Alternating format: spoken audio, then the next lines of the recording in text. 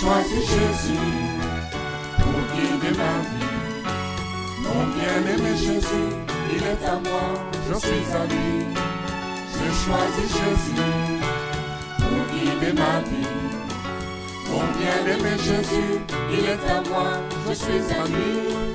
J'ai choisi Jésus pour guider ma vie. Mon bien-aimé. Seigneur, merci pour ta grâce et ta fidélité. Nous bénissons ton nom et nous te glorifions parce que tu nous fais, Seigneur, ce privilège de recevoir ta parole et nous voulons la recevoir avec foi, Seigneur, au nom de Jésus. Que ta parole puisse guérir nos cœurs, que ta parole puisse transformer nos vies, Seigneur, afin que nous puissions être semblables à notre Seigneur Jésus-Christ, qui s'est livré, qui a donné sa vie pour nous sauver à la croix. Nous prions, Seigneur, pour que ton esprit agisse, Seigneur, et que la chair s'efface au milieu de nous, Seigneur. Nous prenons autorité sur tout esprit de fatigue, d'assoupissement, et nous prions, Seigneur, pour que tu nous aides à recevoir ta parole avec sérieux au nom de Jésus. Amen. Nous prenons nos Bibles dans le livre de Jean au chapitre 9. Jean 9.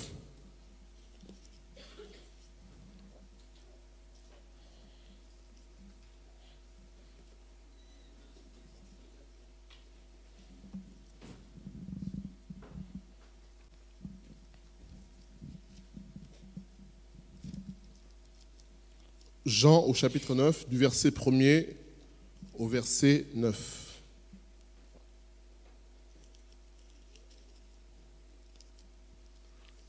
Nous lisons, « Jésus vit en passant un homme aveugle de naissance. Ses disciples lui firent cette question. « Rabbi, qui a péché, cet homme ou ses parents, pour qu'il soit né aveugle ?» Jésus répondit, « Ce n'est pas que lui ou ses parents aient péché, mais c'est afin que les œuvres de Dieu soient manifestées en lui. » Voilà ce que dit le Seigneur. On lui présente une personne qui est aveugle et le Seigneur répond à une question qui lui est posée. Les disciples posent la question, ils demandent, mais qui a péché? Est-ce lui ou ses parents? Jésus répond, ce n'est pas là qu'il faut chercher la réponse. La réponse, c'est auprès de Dieu. Et nous continuons la lecture. On peut commencer à lire au verset 6. Après avoir dit cela, il cracha à terre et fit de la boue avec sa salive. Puis, il appliqua cette boue sur les yeux de l'aveugle et lui dit, « Va et lave-toi au réservoir de Siloé, nom qui signifie envoyé. » Il y alla, se lava, et s'en retournant, voyant clair, ses voisins et ceux qui auparavant l'avaient connu, comme un mendiant, disaient, « N'est-ce pas celui-là qui se tenait assis et qui mendiait ?» Les uns disaient, « C'est lui. » D'autres disaient, « Non, mais il lui ressemble. » Et lui-même disait, « C'est moi. » Voilà cet homme qui a été guéri par le Seigneur.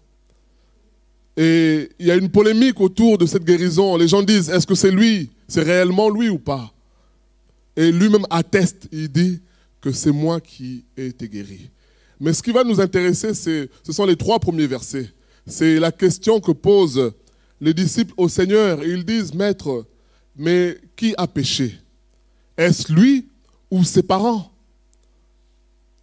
Et la question que ces disciples posent, c'est en réalité la réponse à beaucoup de maux de notre société. En réalité, tout ce que nous pouvons vivre dans ce monde, comme injustice, comme abus, comme maltraitance, comme méchanceté, comme meurtre, comme égoïsme, en réalité, la réponse, elle se trouve dans le péché de l'homme. L'homme a péché et à cause du péché, tout cela s'exprime autour de lui. C'est ce qui peut expliquer qu'un enfant de 2 ans ou de 3 ans, pour prendre un jouet, il est capable de frapper son camarade. Qui lui a appris ça? Le péché qui est en lui fait qu'il s'exprime ainsi. Et Jésus répond, il dit, ce n'est pas parce que lui ou ses parents ont péché, mais c'est parce que Dieu a voulu les choses autrement. Dieu a voulu passer par cette situation pour manifester ses œuvres. lorsqu'on parle des œuvres d'un artiste, d'un peintre, on voit le travail qu'il fait. On voit la peinture, on voit le tableau qu'il produit. Et Jésus dit, cette situation, Dieu a permis cela pour manifester ses œuvres. Que les gens autour de cet homme voient qui est Jésus, voient quelle est la puissance de Dieu, afin que cela soit attesté par tous. Et voilà pourquoi nous avons lu la partie où il y a eu cette polémique. Les gens disaient, mais est-ce que c'est lui? Ce n'est pas possible qu'un homme né, aveugle, puisse voir ainsi aujourd'hui. Et lui-même a coupé court à cette discussion en disant, c'est moi qui suis né ainsi. C'est moi qui suis né aveugle, mais aujourd'hui, je vois. Alors cette question que les disciples ont posée, c'est la question qu'il nous arrive aussi de nous poser. Pourquoi? Parce que l'homme veut une interprétation, il veut comprendre la cause de son malheur. Il veut comprendre pourquoi il souffre. Il veut comprendre pourquoi il a peut-être connu une enfance difficile. Il veut comprendre pourquoi, pour certains, ils n'ont pas grandi avec leurs parents. Il veut comprendre pourquoi il a peut-être subi l'injustice. Il a grandi avec une mère qui n'est pas la sienne, qu'il a peut-être maltraité. L'homme cherche à comprendre cela. Et comme nous l'avons dit, les disciples ont posé cette question à Jésus, mais Jésus a dit non, il y a une autre réponse. La réponse, elle se trouve auprès de Dieu. Dieu a permis cela pour manifester ses œuvres. Le thème de ce matin, c'est faire ou faisons la paix avec Dieu. Il y a des situations dans nos vies qui sont sans réponse. Il y a des événements qu'on a vécus jusqu'aujourd'hui, on n'arrive pas à comprendre pourquoi cela.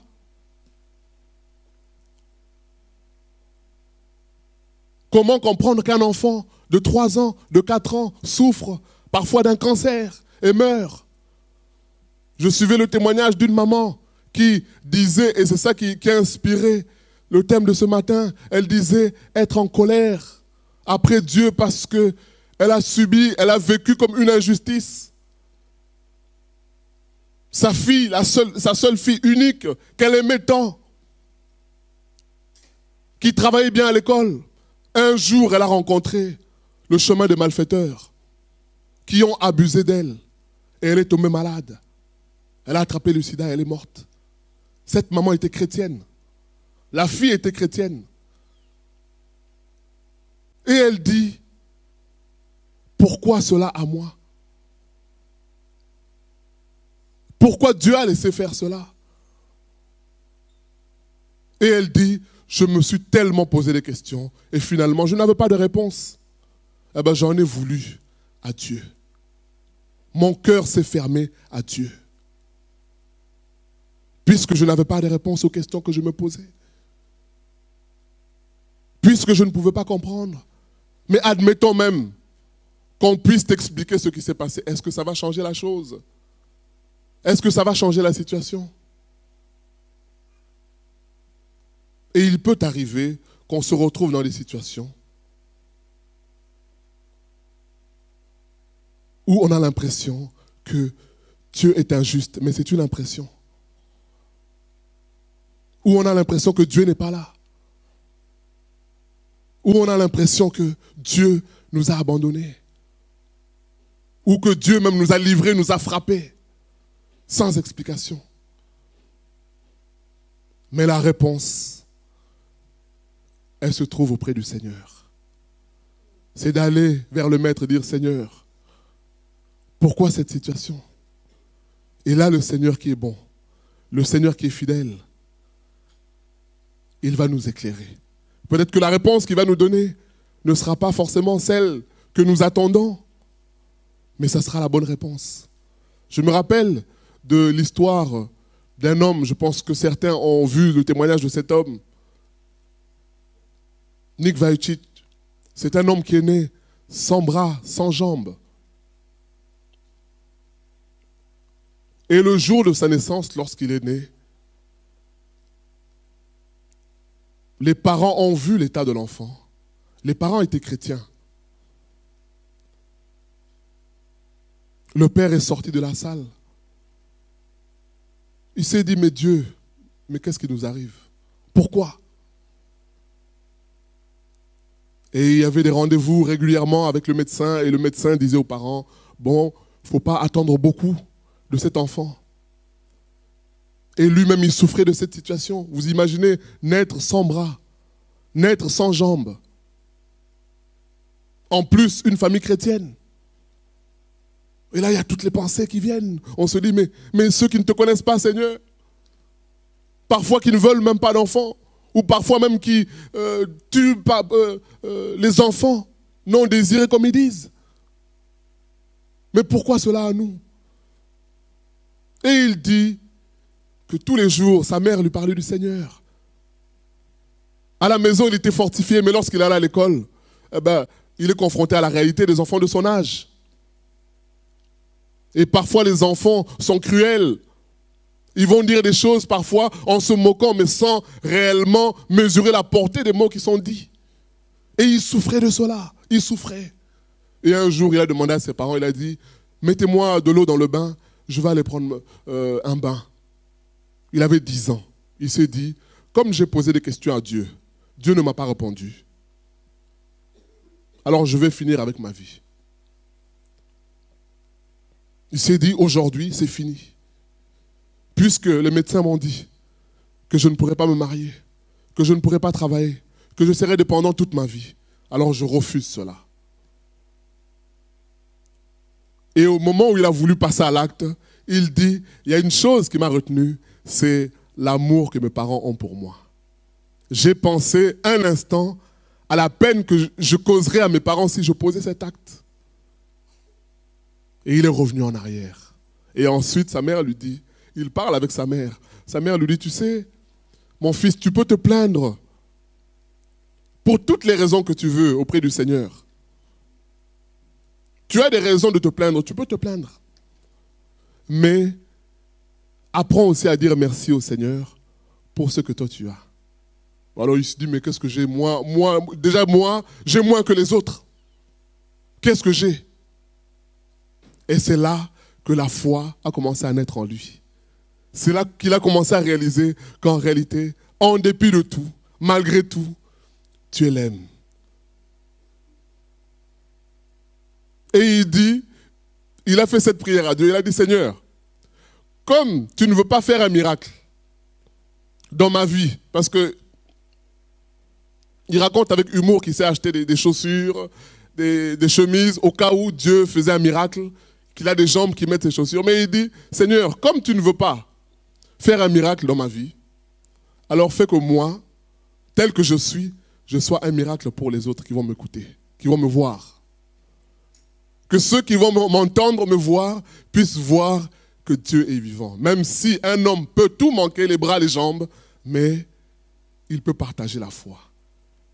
Et en ayant fait cette prière-là à Dieu, Dieu a exaucé cette prière. Il a eu la paix. Et aujourd'hui, il témoigne de Jésus partout. Il parle de l'amour de Dieu.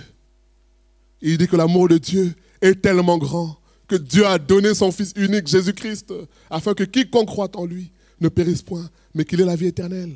Il dit la blessure qu'il avait, la colère qu'il avait, le sentiment d'injustice qu'il avait envers Dieu, Dieu a guéri cela. Dieu a guéri cela. Et il se peut ce matin que tu sois comme ces disciples qui cherchent la réponse aux questions. Seigneur, pourquoi ceci? Seigneur, pourquoi je n'ai pas grandi avec mes parents?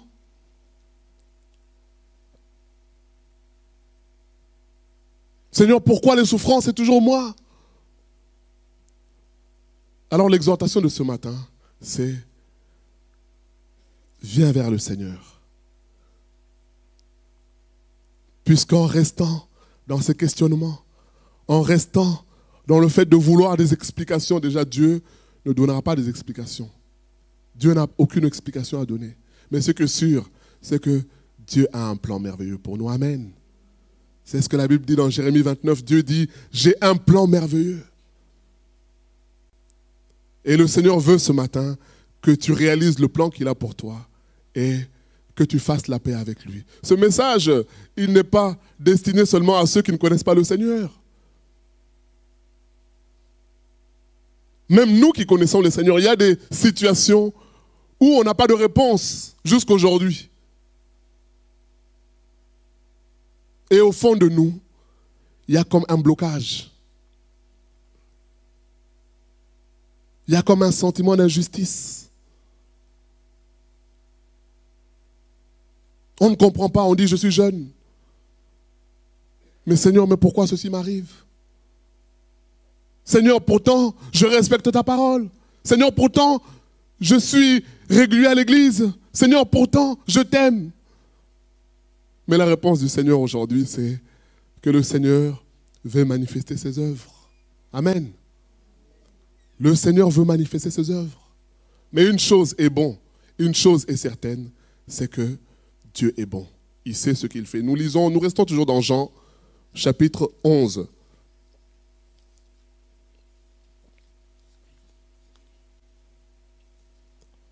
Jean, chapitre 11.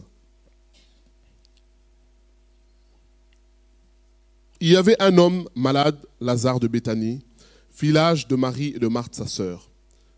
C'était cette Marie qui oignait de parfum le Seigneur et qui essuya les pieds avec ses cheveux. Et c'était son frère Lazare qui était malade. Les sœurs envoyèrent dire à Jésus, « Seigneur, voici celui que tu aimes est malade. » Après avoir entendu cela, Jésus dit, « Cette maladie n'est point à la mort, mais elle est pour la gloire de Dieu, afin que le Fils de Dieu soit glorifié par elle. » Or, Jésus aimait Marthe et sa sœur et Lazare. On nous donne un détail très important. Jésus aimait Marthe, il aimait Marie et il aimait Lazare. Verset 6, lorsque donc il lui apprit que Lazare était malade, il resta 2 jours encore dans le lieu où il était, et il dit ensuite aux disciples, retournant en Judée. Nous passons au verset 20. Lorsque Marthe apprit que Jésus arrivait, elle alla au-devant de lui, tandis que Marie se tenait assise à la maison. Marthe dit à Jésus, « Seigneur, si tu eusses été ici, mon frère ne serait pas mort. Mais maintenant même, je sais que tout ce que tu demanderas à Dieu, Dieu te l'accordera. » Jésus lui dit, « Ton frère ressuscitera. » « Je sais, lui répondit Marthe, qu'il ressuscitera à la résurrection, au dernier jour. » Jésus lui dit, « Je suis la résurrection et la vie. Celui qui croit en moi vivra quand même il sera mort. Et quiconque vit et croit en moi ne mourra pas. Crois-tu cela ?» Elle lui dit, « Oui, Seigneur, je crois que tu es le Christ, le Fils de Dieu, qui devait venir dans le monde. » Amen. On peut s'arrêter là. Voilà cette situation. On nous dit que Jésus aimait Marthe, il aimait Marie et il aimait Lazare. Et on envoie un message au Seigneur en disant, « Seigneur, ton ami Lazare que tu aimes est malade. Viens vite faire quelque chose. » Et Jésus, qui était occupé dans ce qu'il faisait, il dit, il resta encore 2 jours de plus. Et entre-temps, Lazare est mort. Et lorsque le Seigneur va vers Lazare, Marthe vient vers le Seigneur pour dire, « Mais Seigneur, mais si tu avais été ici, mais les choses auraient été différentes. Seigneur, mais si tu étais présent, tu aurais changé le cours des choses. » Le Seigneur est attristé. Il entend ce que Marthe dit. Et plus tard, Marie, il entend cela. Il dit, « Mais ne sais-tu pas que je suis la résurrection et la vie? Celui qui croit en moi vivra. » Ils disent, « Oui, Seigneur, nous savons tout cela. Mais ce n'est pas aujourd'hui, c'est au dernier jour. » Il dit, « Non, je suis la résurrection et la vie. » Et il dit au verset 40, « Ne t'ai-je pas dit que si tu crois, tu verras la gloire de Dieu? » Et beaucoup sont dans la situation de Marthe et de Marie. Ils sont dans les si. Seigneur, si tu avais fait les choses ainsi, je serais heureux. Seigneur, si tu avais fait les choses autrement, en quelque sorte, c'est comme si on dit, Seigneur, mais tu t'es trompé.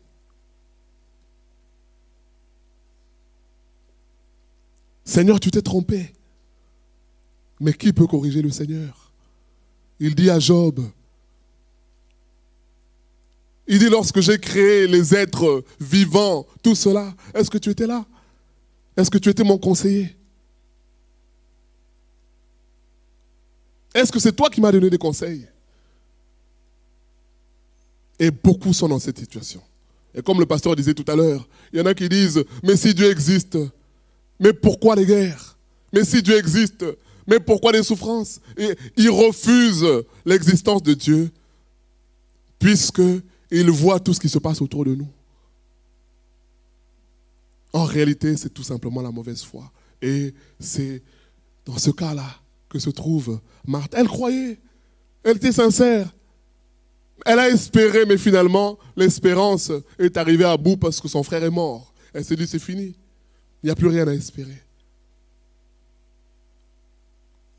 Mais sans compter sur l'amour du Seigneur. Sans compter non seulement sur l'amour, mais sur la puissance du Seigneur. Puisque tout ça sont les attributs de Dieu. Et quand Dieu est présent, eh ben, il manifeste sa puissance. Marthe et Marie s'attendaient à une guérison, mais le Seigneur avait plus que la guérison. Qu'est-ce qu'il avait? Il avait la résurrection. Amen. Le Seigneur avait plus que la guérison, c'était la résurrection. Alors, c'est vrai, il y a des situations dans nos vies qui ont un goût d'inachevé. On ne comprend pas. On est triste. On se pose des questions, mais est-ce que Dieu m'aime? Alors s'il m'aime, admettons qu'il m'aime, mais pourquoi ceci? Mais pourquoi cela? Alors une des réponses, nous n'avons pas toutes les réponses, Dieu a la réponse absolue. Mais une des réponses, c'est que Dieu sait ce qu'il fait. Lorsque Jésus est resté encore plus longtemps, c'est parce que il savait, pendant qu'il parlait avec les disciples, il dit même aux disciples, on n'a pas lu, il dit Lazare dort. Il dit bon, alors s'il dort, bon, il n'y a pas de problème. On va le réveiller. Il dit non, Lazare ne dort pas, Lazare est mort. Mais à ce moment-là, le Seigneur savait ce qu'il fait. Et nous l'avons lu, le Seigneur dit, eh ben, Dieu a permis cela afin de manifester sa gloire. C'est cela. Le thème de ce matin, c'est quelles que soient les situations que nous pouvons connaître ou vivre, des situations qui provoquent l'amertume dans le cœur, une forme de tristesse. Mais bien évidemment, c'est une tristesse qu'on ne va pas dire parce qu'on est chrétien. On ne peut pas dire qu'on est en colère après Dieu.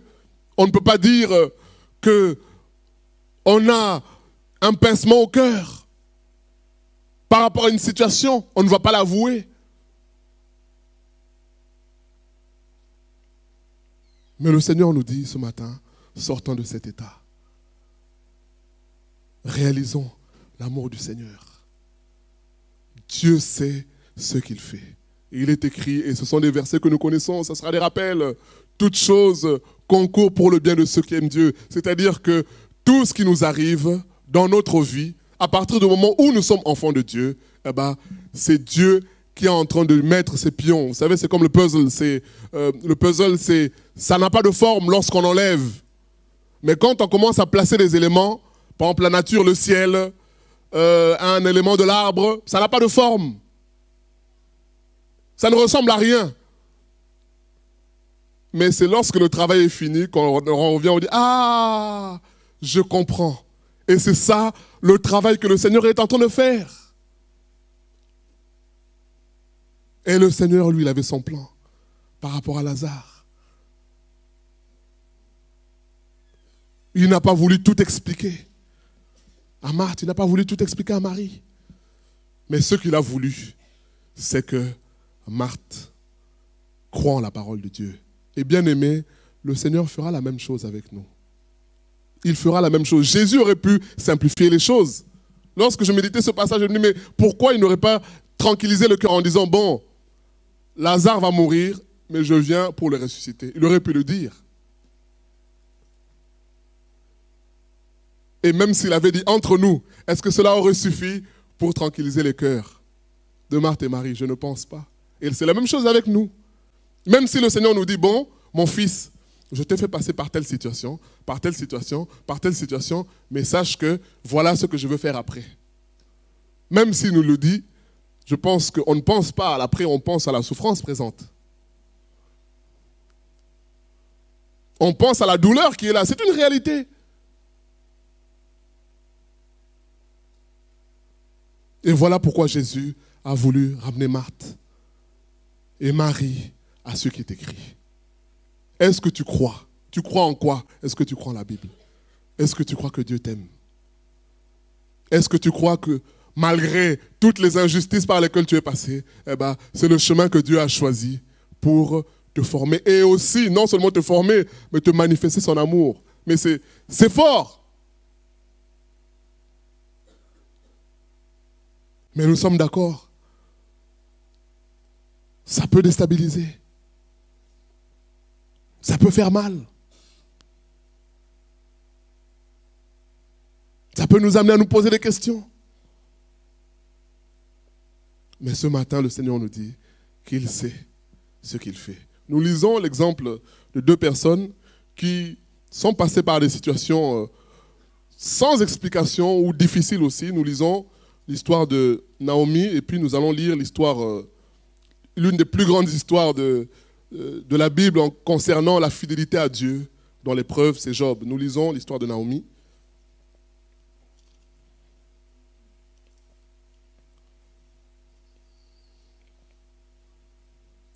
Donc c'est dans le livre de Ruth.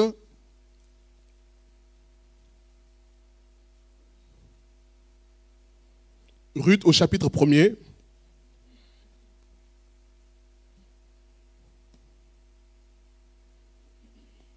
À partir du verset 19.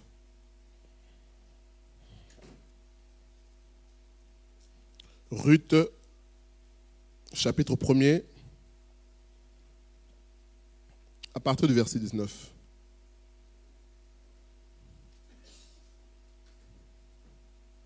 Nous lisons: Elles firent ensemble le voyage jusqu'à leur arrivée à Bethléem. Et lorsqu'elles entrèrent dans Bethléem, toute la ville fut émue à cause d'elles.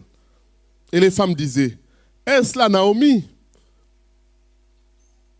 Elle leur dit: Ne m'appelez pas Naomi, appelez-moi Mara, car le Tout-Puissant m'a rempli d'amertume. J'étais dans l'abondance à mon départ, et l'Éternel me ramène les mains vides. Pourquoi m'appellerez-vous Naomi, après que l'Éternel s'est prononcé contre moi, et que le Tout-Puissant m'a affligé? Pour situer un petit peu le contexte, Naomi, son mari, ses deux fils, à cause de la famine qu'il y avait en Israël, à Bethléem, sont partis dans un pays étranger, chez les Moabites. Et arrivés sur place, les enfants se sont mariés. Et elle a perdu son mari. Elle a perdu son fils. Elle a perdu le deuxième fils. Et quelques années après, parce que 10 ans après, elle entend qu'à Bethléem, le Seigneur a visité son peuple. Et elle décide de retourner vers son peuple, à Bethléem. Et donc là, elle fait route avec Ruth, qui décide, sa belle-fille, à rentrer avec elle à Bethléem. Et lorsqu'elle arrive, les gens sont contents, ils disent: Ah, Naomi est de retour. Les gens sont contents de la voir. Elle dit: Non, ne m'appelez pas Naomi. Puisque je suis plein d'amertume. Le Seigneur, c'est ça ce qu'elle dit. Elle dit: Le Seigneur s'est prononcé contre moi et le Tout-Puissant m'a affligé. Voilà la phrase que Naomi dit. C'est comme si Dieu s'est acharné sur moi. Et elle dit: Je suis plein d'amertume. Pour ceux qui connaissent cette histoire-là, la leçon et l'enseignement qu'on tire de cela, c'est quoi? C'est que le Seigneur a permis toute cette situation pour que Ruth puisse connaître le Dieu d'Israël. Il y a eu le malheur de la perte de ces 3 personnes, ces 3 hommes, chers à Naomi. C'est une réalité. Mais dans ce malheur-là, Dieu a accompli aussi son projet. Son projet, c'était de se révéler à Ruth. Malgré le chagrin, malgré la souffrance, Ruth reconnaît, elle dit à Naomi, ton Dieu est le véritable Dieu. Et ton Dieu sera mon Dieu, ton peuple sera mon peuple. Là où tu iras, je te suivrai parce que j'ai réalisé, malgré tout ce qui nous est arrivé, que le Dieu d'Israël est le véritable Dieu. Nous voyons le contraste. Le décor, quand il est planté, lorsqu'on s'arrête sur l'histoire de Naomi, c'est vrai que ça fait mal, c'est un drame. Mais lorsqu'on regarde avec du recul, on comprend que les plans de Dieu, voilà pourquoi l'Éternel dit lui-même dans Isaïe, il dit « Mes voies sont au-dessus des voies des hommes. Mes projets sont au-dessus des projets des hommes. » Il dit dans Ecclésiaste 7, 13, « Regarde, ô homme, qui peut comprendre l'œuvre de Dieu? Qui peut la saisir ?» Il rajoute, il dit, « Qui peut redresser ce que l'Éternel a courbé? » Qui? Et le verset 14 d'Ecclésiaste 7 dit que Dieu a voulu les choses ainsi, afin que l'homme ne saisisse pas ce qui vient après. C'est ça. C'est cela.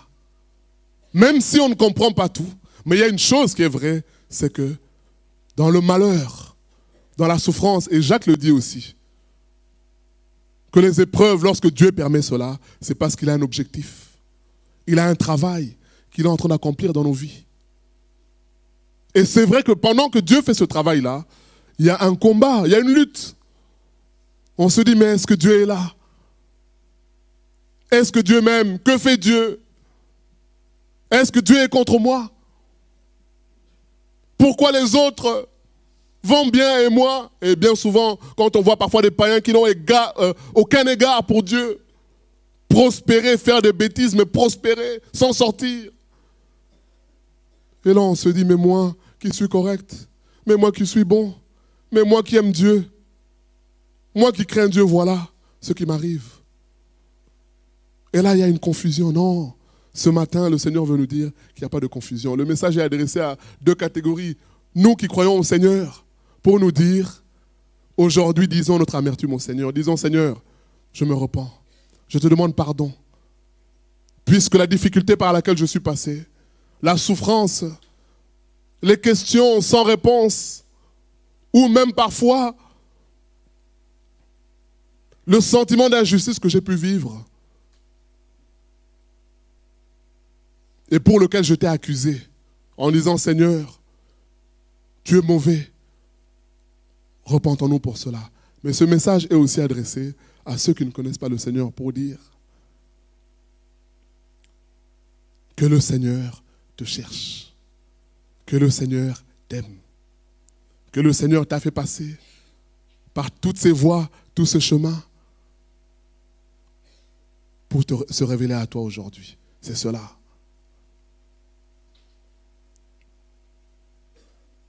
Et la finalité, c'est faire la paix avec Dieu.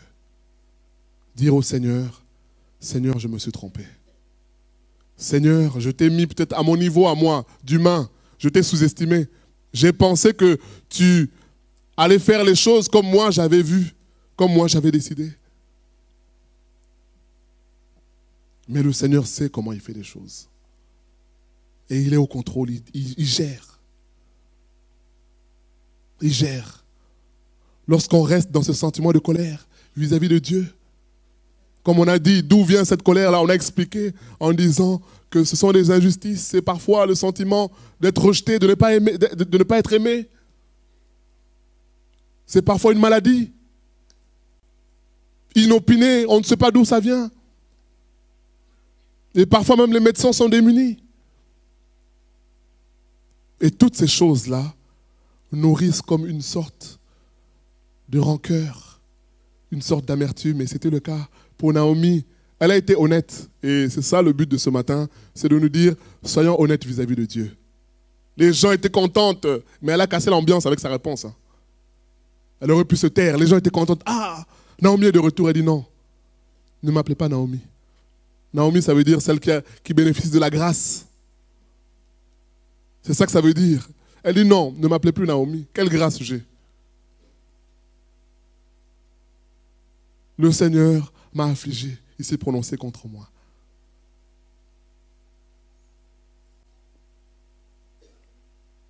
Mais par la suite, pour ceux qui veulent lire, liront, ils verront comment Dieu a été fidèle. Même si Naomi a eu ce petit moment d'égarement, parce qu'on nie pas la souffrance, elle est là. Mais le plan de Dieu est plus grand et il est merveilleux. Nous lisons l'histoire de Job.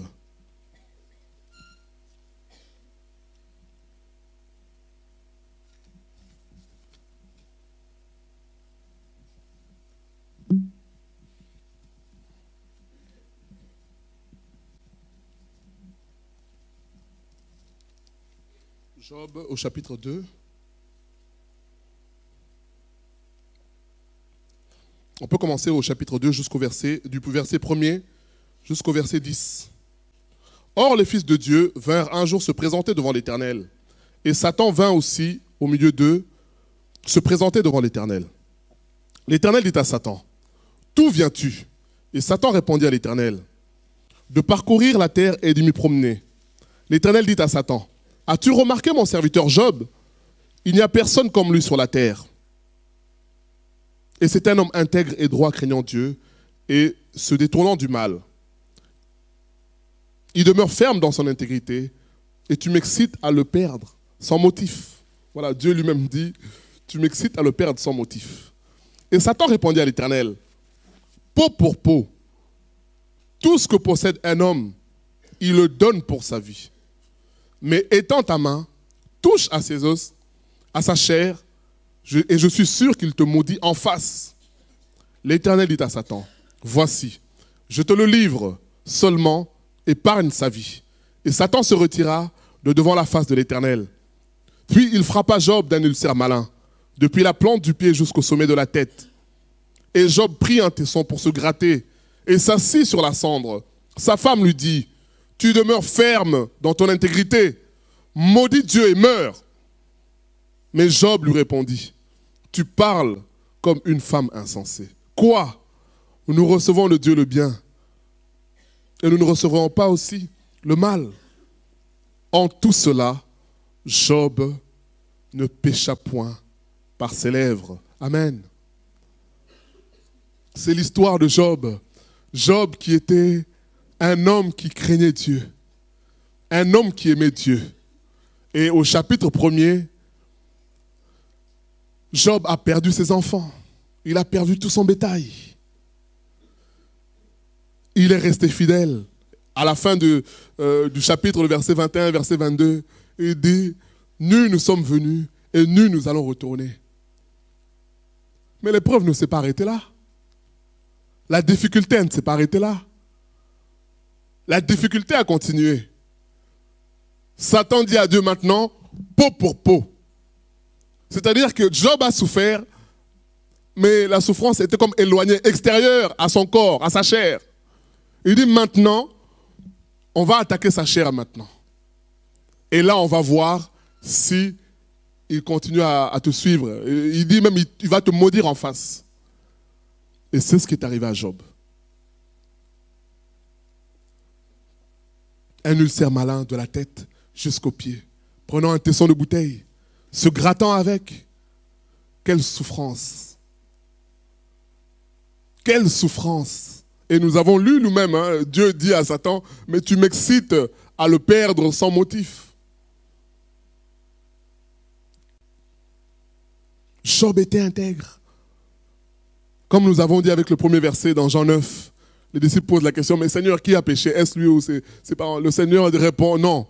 Là, il n'y a pas d'explication cartésienne, mathématique, en disant, c'est parce que lui, il a péché, que les choses sont ainsi. Non. Jésus dit aux disciples, là, c'est une question de Dieu. C'est une situation que Dieu lui-même gère. Et c'était le cas pour Job.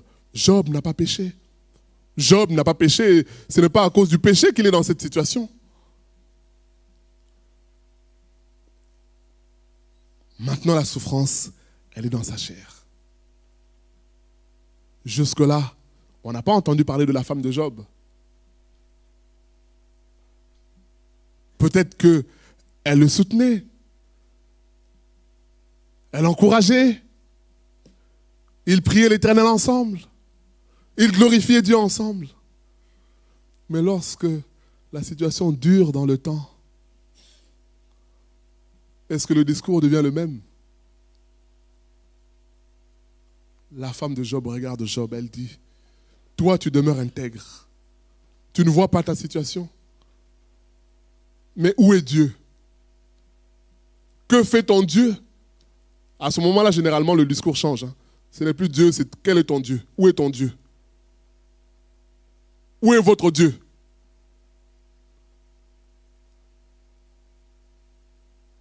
On ne dit pas que la situation était facile. Elle était dure. Très difficile. La femme dit, maudit Dieu et meurs seulement. Mais Job regarde sa femme et dit, tu parles comme un insensé. Bien-aimé, la souffrance peut être là.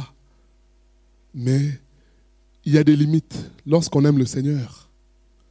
Il y a des limites qu'on ne va pas franchir.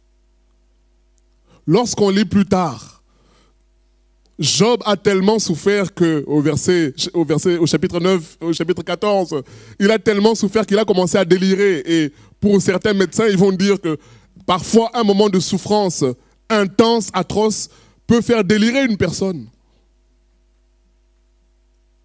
Dire des choses qu'en temps normal, il n'aurait pas dit parce qu'il souffre. Il veut être apaisé. Mais on nous dit malgré tout ça, Job est resté fidèle. Il parlait, il s'est ressaisi. Il parle, il dit non. Même si je veux parler, Dieu a toujours raison. Il parle, à un moment il dit, mais si encore j'ai un problème avec une personne, il peut y avoir un arbitre. Dieu sera l'arbitre. Mais si moi j'ai un problème avec Dieu, parce qu'il se reconnaît, il est sincère, il dit, moi je n'ai pas péché.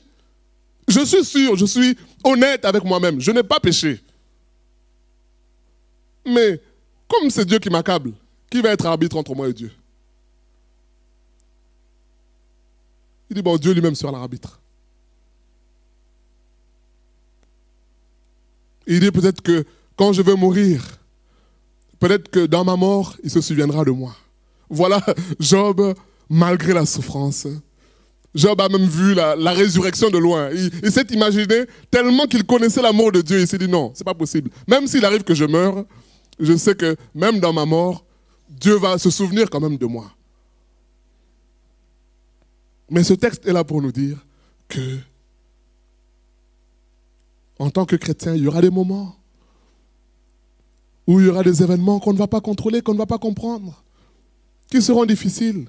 Mais dans tous les cas, restons sur l'amour de Dieu. Ne dépassons pas les limites. Ne dépassons pas les limites. Dieu est là, Dieu est bon. Dieu est fidèle.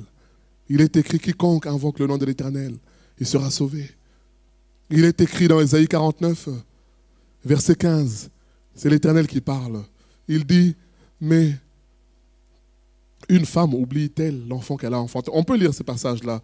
C'est pour nous encourager ce matin, pour nous dire que l'amour de Dieu, lorsqu'on voit des mamans qui sont là, on voit l'amour que nos mamans ont pour les enfants, les papas aussi. Mais Dieu dit que l'amour que lui il a, c'est plus que cela. Ésaïe 49, verset 15.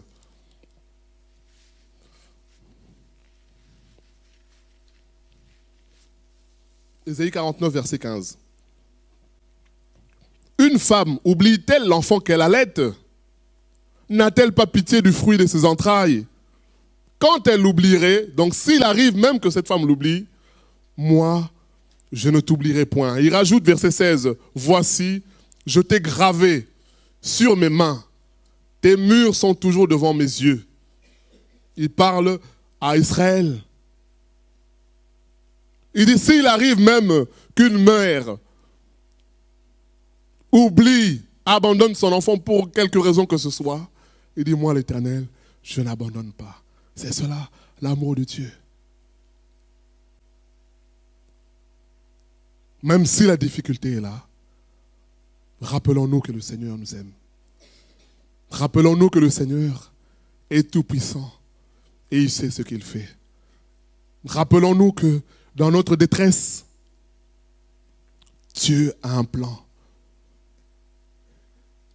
Je connais une bien-aimée qui est souvent hospitalisée, qui a un certain âge, bon, qui a du mal avec la situation de maladie, qui a toujours du mal. Mais en même temps, elle dit, eh ben, si je suis à l'hôpital, c'est pour témoigner, pour dire que Jésus va sauver tous les hommes. Que celui qui refuse de croire en Jésus, eh ben, il ira en enfer. Donc ça fait presque 2 mois qu'elle est à l'hôpital. Elle est dans une chambre, les patients dans sa chambre, donc elle ne bouge pas, mais les voisines, les personnes avec qui elle partage la chambre viennent et partent. Elle dit, moi je suis là pour annoncer, elle donne une Bible à chaque personne. La personne fait 1 semaine, elle ressort, l'autre vient, elle donne une Bible, elle parle de Jésus. Sort, l'autre revient, elle dit, voilà, c'est ça. Si je suis là, ah ben, c'est pour cette mission-là. Mais en même temps, il y a quand même une souffrance physique qui est là aussi, ce qui fait qu'elle reste à l'hôpital. Mais réalisons les choses de cette manière-là. Rester dans une forme de colère, d'amertume vis-à-vis de Dieu. Finalement, ça va nous amener à douter de l'amour de Dieu. Ça va nous amener à nous endurcir même par rapport aux promesses du Seigneur. Ça va nous amener à ne plus croire à ce qui est écrit dans la Bible. On te dira, voilà ce que le Seigneur a dit. On dit, oui, mais je sais toutes ces choses-là. Comme certains disent, c'est de la théorie. Mais quelqu'un qui se dit chrétien. Non, la parole de Dieu, ce n'est pas la théorie. C'est la pratique. C'est la réalité. Et la Bible dit, c'est l'apôtre Paul qui dit dans 1 Corinthiens 11, que tout ce que les bien-aimés, nos prédécesseurs ont vécu, ils l'ont vécu pour vivre, être des témoignages pour nous. Lorsque je vois ma vie, je vois la vie de mes prédécesseurs, je dis, je ne suis pas le premier. Il y en a d'autres qui ont vécu cela avant moi. Et malgré les difficultés, ils ont tenu bon. Ils sont restés fermes. Et Job dira, dans Job 19, 25, il dira, je sais que mon Rédempteur se lèvera le dernier. Et il dira plus loin, il dit, j'ai entendu parler du Seigneur, mais maintenant, mes yeux ont vu. La gloire de Dieu, c'est cela. Alors l'exhortation de ce matin, même s'il y a des choses qu'on ne comprend pas, même s'il y a un goût d'inachevé, on se dit, mais non, mais pourquoi Dieu a fait les choses ainsi? Je me rappelle d'un homme, Jacob, lorsque son fils Joseph a disparu. La Bible dit que Jacob a porté le deuil de la disparition de son fils pendant longtemps. Mais un jour, au chapitre 45, au verset 26, les frères de Joseph viennent pour voir leur père Jacob. Ils lui disent, « Père, Joseph vit encore. » Et il y a une phrase qui est écrite, qui me touche beaucoup. Lorsqu'il parle à Jacob, il est écrit, « Jacob resta froid. » C'est-à-dire qu'il n'a pas cru en ce que ses enfants disaient. Jacob aimait beaucoup Dieu. Jacob, c'est Israël. C'est quelqu'un qui a une très grande place pour Dieu. Une très grande place. Pour l'histoire de Dieu avec son peuple, la continuité. Mais la disparition de Joseph, pour Jacob, c'était comme injuste. Et même s'il a disparu, Seigneur, mais dans ce cas-là, que je vois au moins son corps pour reconnaître que c'est lui. Mais là, le flou total. Et on dit quand on a parlé à Jacob, il est resté froid. Il n'a pas cru. Il y a des situations, comme je le dis, je me répète encore, qu'on vit et quand on nous parle de la parole, on reste froid. C'est-à-dire sans réaction.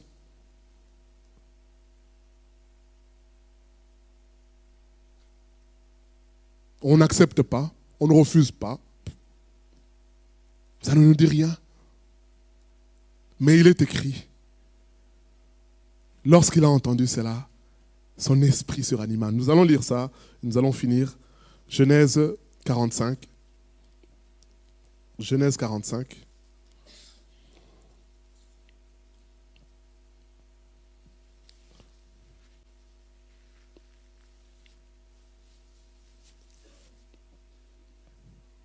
Genèse 45, à partir du verset 25.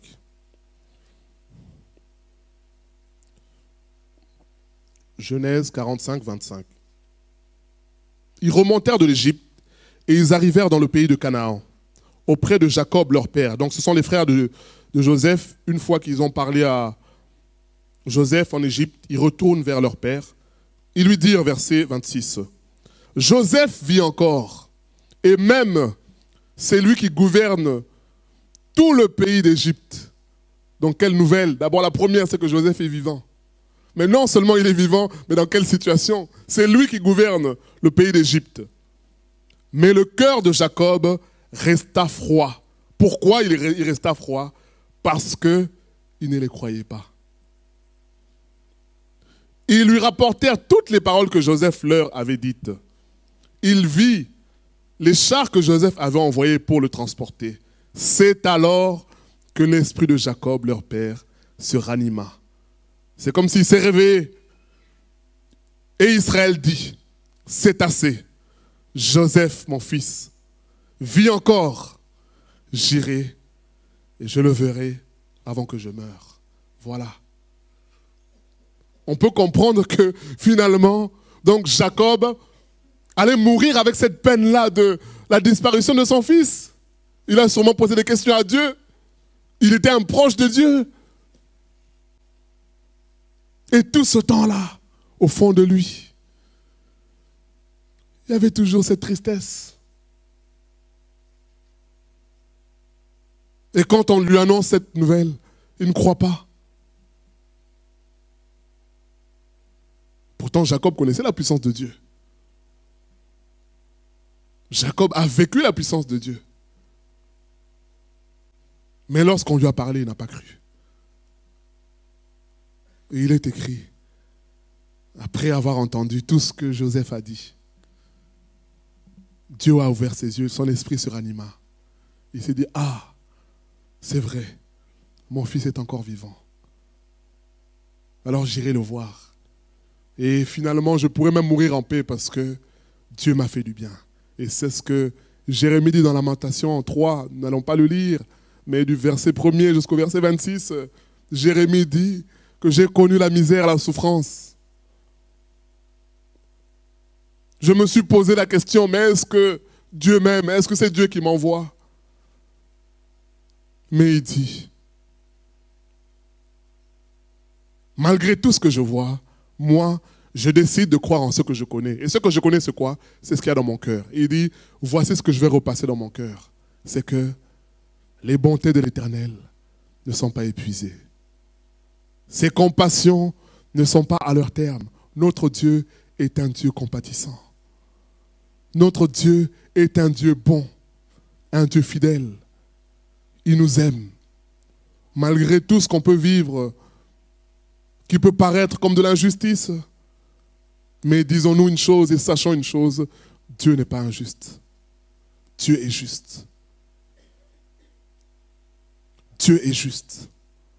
Alors ce matin, le Seigneur veut que nous puissions nous repentir pour toute amertume que nous avons eue dans le cœur, toute accusation que nous avons eue dans le cœur vis-à-vis de Dieu, ou parfois même toute indifférence, parce que quand on est dans cette situation-là, on a même du mal à prier. On est chrétien, on vient à l'église, tout le monde, ah ça va, mais quand on se retrouve seul, on pense à notre situation. On pense aux blessures intérieures. Et la tristesse remonte. Et le Seigneur veut nous délivrer ce matin. Il veut nous guérir. Il veut nous libérer. Il veut que nous puissions voir qu'il nous aime. Que le nom du Seigneur soit béni. Au nom de Jésus. Seigneur, merci Seigneur pour ta parole de ce matin, Seigneur, qui, Seigneur, nous ramène à l'essentiel. Seigneur, l'essentiel, c'est que tu nous aimes. L'essentiel, c'est que ce qui est écrit dans Jean 3,16, que tu nous as aimés, Seigneur, que tu as donné Jésus. Seigneur, si tu as donné Jésus à la croix, il est écrit ton Fils unique. Alors, à combien de plus forte raison, Seigneur, la guérison, à combien de plus forte raison, l'exaucement, Seigneur, à des prières, Seigneur, à combien de plus forte raison, Seigneur, ne donnerais-tu pas aussi des solutions à nos problèmes, Seigneur? Seigneur, nous venons nous repentir ce matin pour tout sentiment de colère que nous avons pu nourrir au fond de nous-mêmes, tout sentiment d'injustice que nous avons, Seigneur, que nous avons pu nourrir dans nos cœurs. C'est vrai, Seigneur, nous ne nions pas la souffrance. Mais Seigneur, ce matin, nous voulons te demander pardon, Seigneur, pour toutes les fois où nous avons murmuré, Seigneur. Pardon pour toutes les fois où nous avons parlé comme la femme de Job. Pardon, Seigneur, pour toutes les fois où nous avons pensé, Seigneur, que tu aimais les autres et pas nous, Seigneur. Seigneur, ce matin, nous voulons faire la paix avec toi, nous réconcilier, Seigneur, en nous humiliant. En nous humiliant, Seigneur. Il est écrit, Seigneur, que tout ce que tu fais est parfait. Et bon, Seigneur. Il est écrit que toute chose concourt pour le bien de ceux qui t'aiment. Seigneur, peut-être que jusqu'aujourd'hui, nous n'avons pas découvert, Seigneur, le bien qui est dans toute chose qui concourt, Seigneur. Mais ce matin, nous voulons réaliser qu'il y a un bien dedans.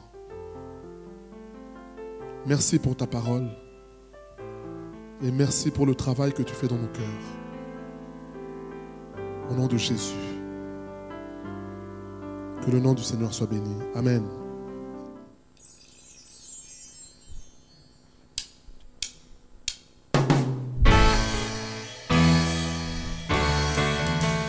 J'ai choisi Jésus pour guider ma vie.